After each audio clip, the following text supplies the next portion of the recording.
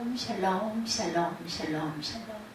하나님 사랑합니다. 여러분 주 안에서 사랑합니다. 오늘 출애굽기 8장 25절에서 32절 유혹을 물리치라 이렇게 말씀하죠. 그래서 29절에 보니까 모세가 이르되 내가 왕을 떠나와서 야훼께 간구하리니 내일이면 8일 때가 바로와 바로의 신하와 바로의 백성을 떠나려니와 바로는 이 백성을 보내어 여호와께 제사를 드리되 드리는 일에 다시 거짓을 한 것이 맞소서. 모세가 바로를 떠나 나와서 야훼께 간구하니 여호와께서 모세의 말대로 하시니 그 8일 때가 바로와 그의 신하와 그의 백성에서 떠나니 하나도 남지 않으였더라. 그러나 바로가 이때에도 그의 마음을 완강하게 하여 그 백성을 보내지 아니하였더라. 이정 말씀이 이제 그 재앙이 시작돼요. 그죠? 그래서 보니 마귀의 첫 번째 작전부터 두 번째 작전까지 이어집니다. 그런데도 바로가 마음을 완강하게 한다. 9장에는 이제 다섯째 재앙 돌림병에 대해서 계속해서 나옵니다. 하나님께서 이스라엘 백성들을 애국에서 구원하시는 과정 가운데 있었던 일이 기록되어 있는 곳이 바로 출애굽기 8장. 출애굽기는 이스라엘 백성들이 애국에서 억압받는 장면으로 시작을 되죠. 어려움 속에 하나님께서 그들을 구원해 가시는 구원의 그런 모습. 이 출애굽은 억압받은 하나님의 백성들을 구원하시는 하나님의 역동적인 그런 행동으로 가득 차 있는데, 하나님이 이스라엘을 구원하시기 위해서 모세라고 하는 한 사람을 그 광야에서 양을 치고는 양치기 하고 있는 그런 아무것도 안 하고 있던 모세를 부르시죠. 그리고 사용하셔서 하나님의 뜻을 펼쳐 가십니다. 출애굽기 5장에서 바로와의 첫 대면을 모세는 가지죠. 모세가 바로에게 하나님의 말씀을 전하죠. 이스라엘 하나님 야훼의 말씀에 내 백성을 보내라. 그들이 광야에서 내 앞에 절기를 지킬 것이니라 하셨나이다. 바로가 그 말을 들을 리가 없습니다. 야훼가 누구냐? 내가 어떻게 하냐? 그 말을 듣고 이스라엘을 보내겠느냐? 나는 야훼를 알지 못하니 이스라엘도 보내지 아니하리라. 다음에 이렇게 말하겠죠. 바로는 오히려 더 힘든 일들, 노역을 더 어렵게 시키죠. 출애굽의 희망을 꺾고 못 들어가도록 만들어 버립니다. 하지만 절망의 성에 속에 하나님은 소망을 주시고 하나님 뜻을 이루어 가십니다. 그래서 이제 출애굽에 대한 정당한 1차 요청을 거부한 바로를 향해서 10가지 재앙과 함께 하나님과의 정면 대결이 7장에서부터 펼쳐지게 됩니다. 첫 번째 재앙은 나일과 물이 피가 되는 재앙이었죠. 그렇지만 애국의 마술사들도 자기들의 요술로 그와 같이 하니 바로의 마음이 완악해서 모세와 아론의 말을 듣지 않습니다. 완악한 바로를 향해 하나님은 두 번째 재앙, 개구리 재앙을 내리시죠. 이건 역시 애국의 마술사들 행할 수 있었어요. 여전히 완강한 바로에게 하나님은 세 번째 이 재앙을 내리셨습니다. 세 번째 재앙부터는 요술사들이 흉내내려 해도 할 수가 없었다. 그래서 이 재앙 때 요술사들이 이는 하나님의 권능이라고 분명히 고백을 했지만 바로의 마음은 여전히 완악합니다. 하나님 결국 네 번째 재앙, 파리 재앙을 냈죠. 이 파리는 우리가 집에서 보내는 지파리와는 아주 다르겠죠. 그런데 지파리도 많으면 얼마나 싫어요, 그죠? 집에 있는 파리는 그저 성가시고 귀찮은 존재일 뿐이지만 이 파리는 과수에 피해를 주고 농작물에 피해를 주고 사람의 고통을 줄 수 있는 해충이었습니다. 이런 해충이 앞에 있는 21절 말씀을 보면 가득할 것이다. 집에 파리가 몇 마리만 있어도 아주 죽겠는데 집안에 이런 해충이 가득했으면 어땠겠어요? 온 집에 가득한 파리는 분명히 재앙입니다. 은총과 재앙의 차이, 여러분들 무엇일까요? 적당한 것과 지나친 것의 차이. 햇빛이 적당히 비치는 것은 은총이지만 햇빛만 비쳐서 가뭄이 되면 그것은 또한 재앙이 됩니다. 비가 적당히 내리는 것은 은총이지만 넘치게 와서 홍수가 나는 것 또한 재앙이죠. 파리로 가득한 재앙으로 인해서 애국 전역이 고통을 당합니다. 오늘 본문 말씀 이렇게 10가지 재앙 중 네 번째 파리 재앙을 경험하면서 일어난 내용들이죠. 이 네 번째 재앙으로 고통을 당하면서 그 완악한 바로에게도 드디어 변화가 일어납니다. 그토록 완강했었지만 그 뜻을 굽혀서 모세와 아론을 불러 말을 하게 됩니다. 그렇지만 바로의 이 말을 우리는 주위에서 살펴볼 필요가 있죠. 바로가 모세와 아론에게 한 말은 너희는 가서 이 땅에서 하나님께 희생을 드리라고 하는 말, 바로의 이 말을 보면 애국에서 나가지 말라는 말은 분명히 아니죠. 나가도 좋은데 이런 조건을 이렇게 해라는 타협안을 내놓았습니다. 이 땅에서 애국에서 희생을 드리라는 것이었어요. 모세는 바로에게 계속해서 우리가 광야로 와서 하나님께 예배드리기를 위에 출국을 시켜줄 것을 요청했고, 이 요청에 대해서 바로는 계속 묵살하다가 겨우 내놓는다는 것이 애굽에서 희생을 드려라, 여기서 제사를 드려라. 이것은 교활한 유혹입니다. 왜 애굽에서 희생을 드리라고 해요?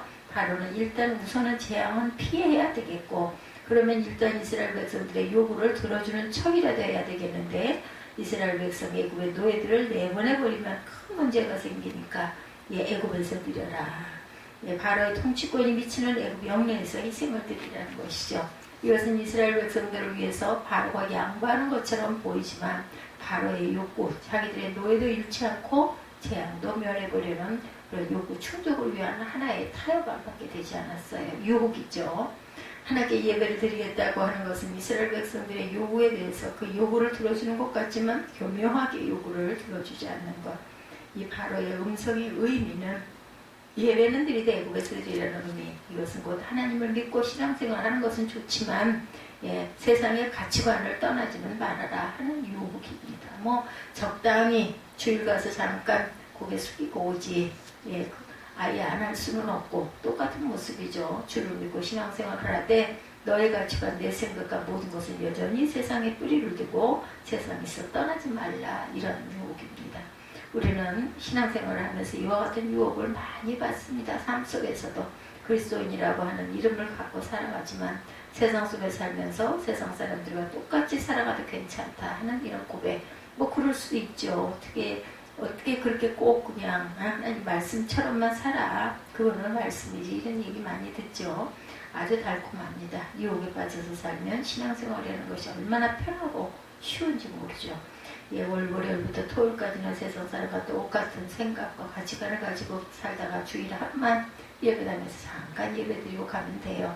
신앙생활이 주일에 한 번 모이는 하나의 그 기독교 동호회 모임일 뿐, 평소에는 세상 사람과 똑같은 사고방식으로 세상 일에 골몰하고 살아간다면 누가 신앙생활이 어렵다고 하겠는가. 우리는 믿음 생활을 한다고 하면서 무슨 교회에 있을 때뿐이고 세상 속에서는 이사 날짜를 정하고 결혼 날짜를 잡고 하는 일에 세상 사람과 같은 기준으로 정하는 일들을 주변에서 많이 봅니다. 자녀를 교육할 때에도 세상의 가치관으로 세상 사람들과 똑같은 방식으로 가르치죠.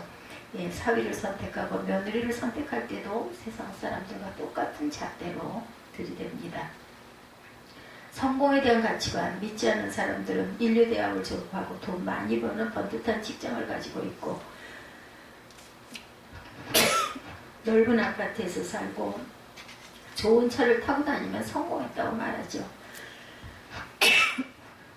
그러나 우리 그리스도인들 또한 그런 가치관과 그렇게 다르지 않다는 것, 이것이 문제라는 것. 믿는 사람은 성경적 가치관을 가지고 그 가치관이 믿지 않는 사람과는 달라야 할 텐데 성공에 대해서도 세상 사람들과 똑같은 가치관을 갖고 있어요. 바로의 이러한 유혹에 넘어가서는 안 되겠다. 주님의 백성들은 믿음 생활을 할 때 세상의 가치관 속에서 살아가라고 하는 바로의 유혹, 단호히 뿌리칠 수 있어야 되죠. 바로 이 첫 번째 유혹에 대해서 우선 어떻게 물리쳤어요? 26절에 그리함은 부당하나이다. 우리가 우리 하나님 야훼께서 제사를 드리라는 것은 애굽 사람이 싫어하는 바이지. 우리가 만일 애굽 사람이 목전에서 제사를 드리면 그들이 그것을 미워하여 우리를 돌로 치지 아니하리까.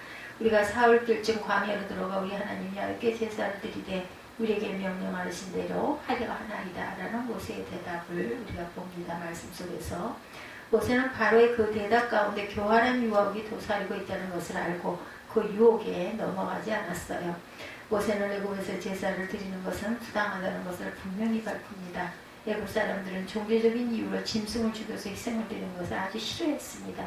애굽인들은 동물들을 숭배하기 때문에 동물의 제사를 혐오합니다. 그래서 이런 종교적인 이유로 짐승을 잡아서 바치는 이스라엘의 제사가 서로 충돌할 수 있기 때문에 그렇게 할 수 없노라고 밝히죠.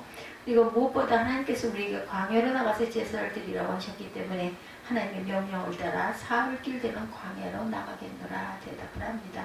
여기에 있는 깊은 뜻은 이제 교회로 돌아가야 되겠다. 그렇기 때문에 우리는 여기를 떠난다.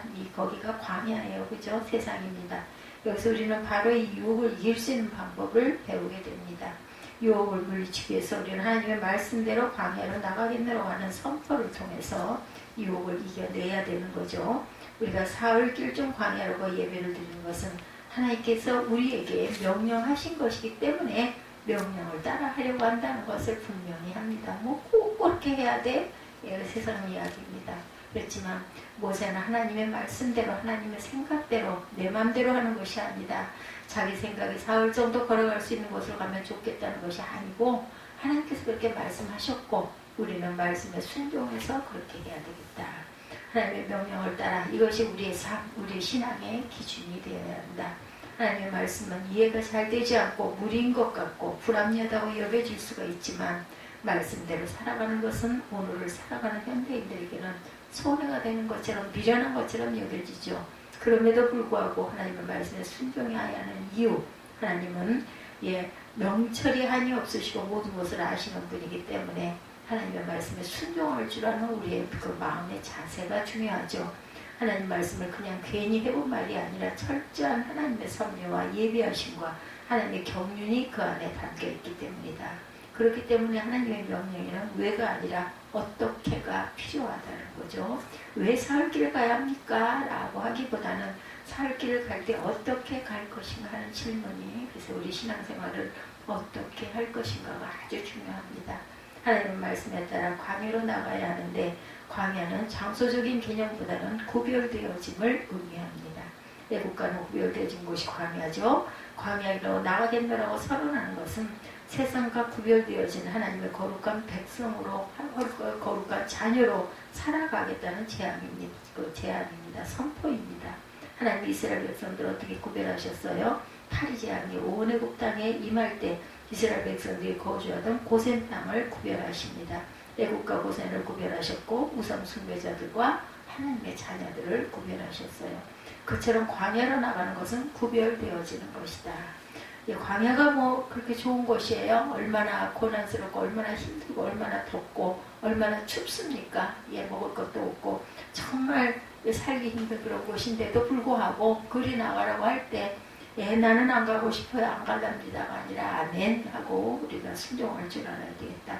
우리의 육체는 세상에 몸담고 세상 속에서 살아가지만 우리가 세상과 구별된 하나님의 택하신 광야로 나가겠냐고 선언하고 광야로 나가야 되겠다. 이것이 바로의 유혹을 이길 수 있는 길입니다. 하나님의 말씀대로 광야로 나가겠다는 모세의 선포에 대해서 달과 대시 대답하죠. 28절에 내가 너희를 보내리니 너희 하나님 여호와께서 광야에서 제사를 드릴 것이라 너무 멀리 가지 말아라. 그런즉 너희는 나를 위하여 간구하라. 이것이 바로의 두 번째 유혹입니다. 바로는 내가 너희를 보내겠다. 그렇지만 정말 보내는 것이 아니라 타협안이 또 있습니다. 조건입니다. 그것은 너무 멀리 가지는 말라는 것. 여기서 바로가 이스라엘을 보내주지 않는 실질적인 이유가 담겨져 있죠. 바로는 막대한 노동력을 갖고 있는 노예인 이스라엘 백성들이 나가게 되는 것을 원하지 않아요. 그래서 유사시에는 재빨리 군대를 동원해서 이스라엘 백성을 다시 노예로 묶어두려는 심산에서 애굽 근처 광야에서 해라 이렇게 얘기하는 거죠. 이러한 말은 아직도 재앙의 의미를 깨닫지 못하고 바로가 이스라엘 백성들을 애굽의 노예로 잡아들이려고 하는 완악한 마음이죠. 그러면서 바로는 너희는 나를 위하여 간구해라. 나를 위하여 기도해라. 바로가 자신을 위해 기도해달라고 중보기도를 간청하는데 이것은 자신의 잘못을 깨닫고 회개하는 마음으로 신앙적인 모습으로 말하는 것이 아니죠. 직면에 있는 재앙으로부터 피해보려는 이 얄팍한 처세술에 불과합니다. 팔이 때가 없어지고 난 다시 완악해서 우리가 그렇죠. 조금 뭔가 잘못된 것이 바로잡혀지면 아이고 잘됐네. 그러고는 또 똑같은 세상 그 생활을 하고 세상적인 생각을 하고 교회하고 등을 치고 살아갑니다. 바로 너무 멀리 가지 말라고 말했던 의미, 산일 길은 먼 거리니까 그만큼 가지 말고 적당한 거리까지, 적당하다는 것은 적절하다는 의미, 모자르지도 않고 넘치지 않아 딱 좋은 상태가 적당한 것이고, 적당하다는 것은 어떻게 보면 아주 좋은 말이에요. 그죠? 그런데 적당주의라고 하면 이것은 또 의미가 달라집니다. 적당주의는 어물어물 요령만 피워서 적당히 해치우려는 태도를 가리켜하는 말이죠. 바로 이 말은 이런 적당주의적인 유혹이라고, 하나님을 믿는 것 좋아, 예수를 믿는 것 좋아, 예배 드리는 것 좋아, 다 좋은데 너무 열심히 하려고 하지 말고 적당히 좀 해. 주일 예배는 참석해도 교회에서 열심히 봉사하지 말고 오전 예배만 드리고 오후 예배 시간에 적당히 친구 만나고 결혼식 가고 구역에 속해 있기는 하지만 구역 모임에 참석하지 말고 예배는 드려도 온 마음과 정성으로 드리지 말고 적당히 해. 옆 사람과 친교 나누며 시간 때우다가 오고 말씀은 교회 나와서 성경 봉독 때 읽는 정도면 충분하고 기도는 적당히 집서 식사기도 중심으로 뭐 이만큼만 해도 대단하죠. 이런 바로의 속삭임은 사단의 유혹이다. 빌미가 주어지죠. 믿음 생활을 해나감에 있어서 적당주의가 아니라 온전히 우리 찬양에도 있죠. 신앙생활은 적당히 하는 것이 아니라 최선을 다해서 온전히 해야 한다. 우리의 모습을 돌아보게 합니다. 참되고 유일하신 하나님을 섬긴다 하면서 헛된 신을 섬기는 사람들보다 더 못한 믿음으로 살아가고 있지는 않은지, 세상 일도 적당히 해서 되는 일이 없는데 참되신 하나님을 섬긴다고 하면서도 적당히 하려는 것은 이것이 바른 모습인지 우리가 다시 한번 깊이 생각해 봐야 한다. 바른 거 너무 멀리 가지 말고 적당히 가라고 한 것은 다시 되돌아오는 것을 전제해 두고 하는 말이죠. 멀리 가면 되돌아오기 힘드니까 조금만 가.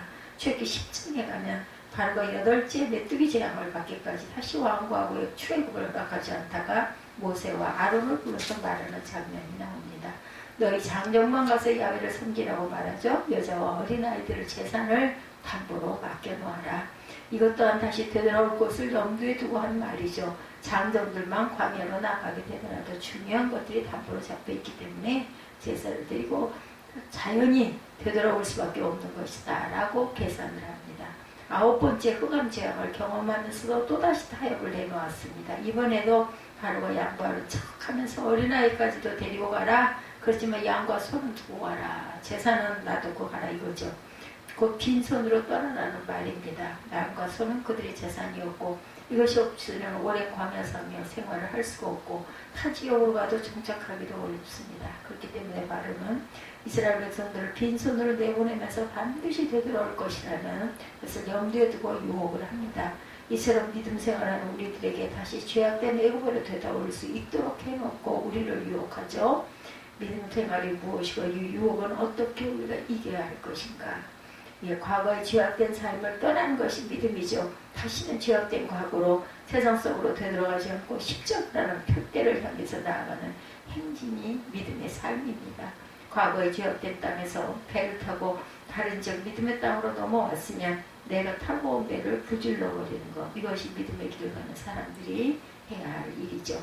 뒤를 돌아보지 말고 다시 되돌아가지도 말아야 되겠다.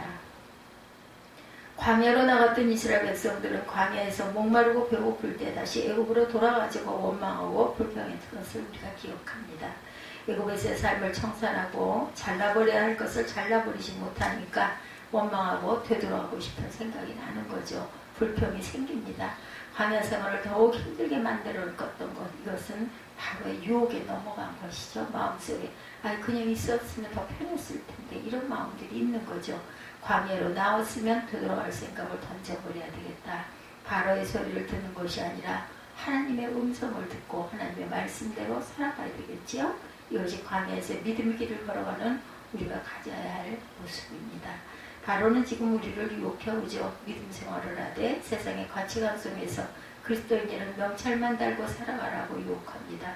믿음 생활을 하되 적당히 하다가 언제든지 되돌아오라고. 바로 이 유혹에 넘어가면 우리는 힘을 잃은 그리스도인들이 되고 맙니다. 너무도 많은 사람들이 이 유혹에 넘어가 우리가 세상에서 빛을 발하지 못하고 짠맛을 내지 못하는 그러한 그리스도인이 되고 만 것은 아닌지 우리를 되돌아봅니다. 바로 이러한 유혹들을 우리는 물리쳐야 되죠. 하나님의 말씀에 순종해서 광야로 나감을 통해 모든 걸 내려놓고 유혹에서 등을 돌릴 줄 알아야 되겠다.